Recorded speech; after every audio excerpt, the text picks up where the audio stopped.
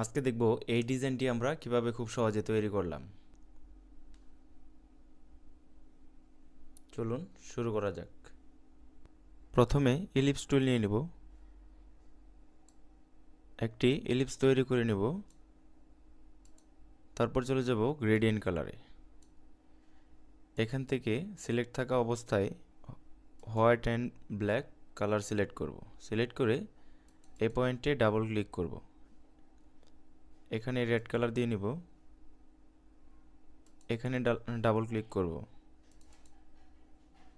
Click করে এখানে yellow colour দিয়ে নেব। ওকে, কালার অ্যাপ্লাই করা।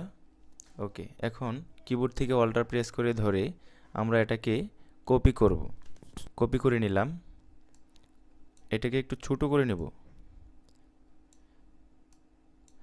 অল সিলেক্ট করব, সিলেক্ট করে মাউসের রাইট বাটন ক্লিক করে মেক কম্পাউন্ড পাথ এখানে ক্লিক করব। ক্লিক করে আমরা চলে যাব ইফেক্টে, ইফেক্ট থেকে পাথ এবং অফসেট পাথ। এখানে অফসেট দেওয়া আছে 3.5, এখানে আমরা এটা রিমুভ করে 100 করে দেব। তারপর জয়েন্টস করে দেব রাউন্ড, এখানে ওকে করে দেব। তারপর আবার চলে যাব ইফেক্টে, এখান থেকে পাথ, পাথ থেকে অফসেট পাথ, এখান থেকে এগুলো রিমুভ করে আমরা -100 করে দেব। এখানে মিটার আছে, রাউন্ড করে দেব, মিটার লিমিট 4 রেখে ওকে করে দেব।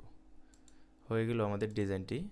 এখানে ধরে এভাবে ঘোরাবেন, দেখবেন আলাদা হয়ে যাচ্ছে।